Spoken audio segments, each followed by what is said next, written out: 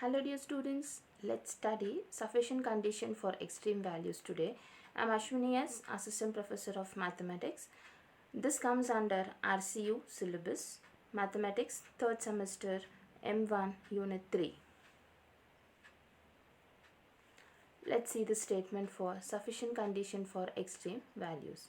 If fx of a comma b is equal to 0 and fi of a comma b is equal to 0, also fxx of a comma b is equal to r, fxy of a comma b is equal to x and fyy of a comma b is equal to t, then f of a comma b as a maximum value if rt minus s square is greater than 0 and r is less than 0.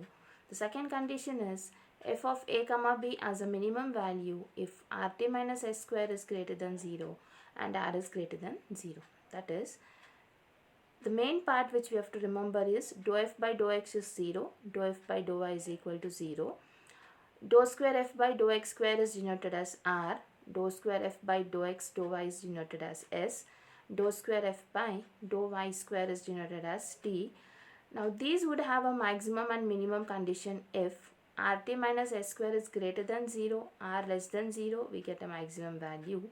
If rt minus s square is greater than 0 and r is also greater than 0, then we have a minimum value at a particular point a comma b. Now let's see the proof. Okay. For the proof, what we would be doing is we will be using Taylor's mean value theorem for two variables, which has already been discussed in the previous sessions, right? So let's see what is this Taylor's mean value theorem. It says f of a plus h comma b plus k is equal to f of a comma b plus h into fx of a comma b plus k into fy of a comma b. This is your first derivative. Plus, now let's take the second derivatives, 1 by 2 factorial into h square fxx of a comma b plus 2k h fxy of a comma b plus k square fyy of a comma b and so on. Let's call this as equation 1.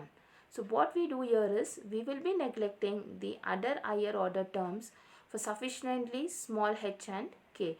So we would be retaining only for the first order and the second order here.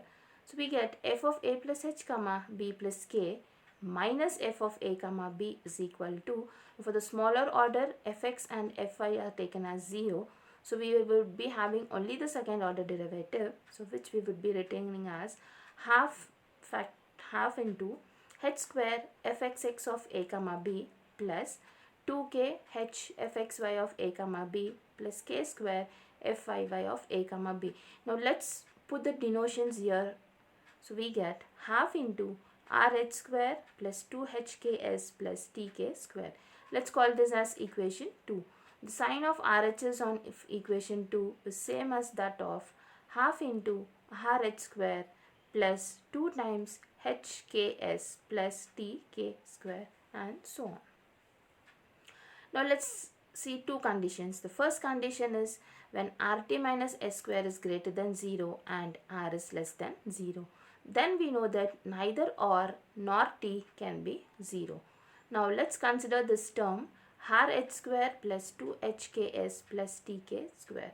So half into that is we retain as it is, and then what we do is we multiply and divide by certain terms. So we add and subtract s square k square by r to this term.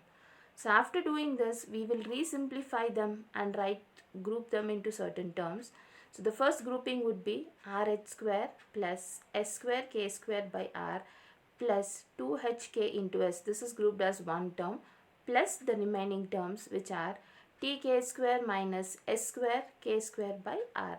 The first one, which is in the bracket, after taking LCM would be r is LCM. So we get r square h square plus s square k square plus 2hkrs plus, again when I take LCM for the second factor here, it becomes rtk square minus s square k square. The first one, which is in the bracket, is of the form a square plus 2ab plus b square, which would give us a plus b whole square. So we get 1 by 2 r into rh plus sk whole square plus Here you know k square is common, so rt minus s square. So this is equation 3 and we have r outside after taking the LCM.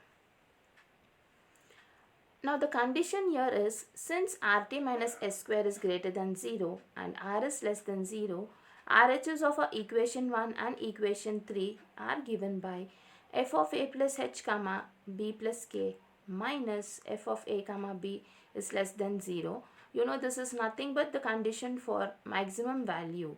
So we have got f of a comma b is a maximum value if r is less than 0. Let's see case 2. Case 2 says, let rt minus s square be greater than 0 and r is also greater than 0. Then when we compare equation 3 and equation 1, we would be getting f of a plus h comma b plus k minus f of a comma b is greater than 0. This implies f of a comma b is minimum if r is greater than 0. So the references which I have used here is Real Analysis, Golden Series by N.P. Bali.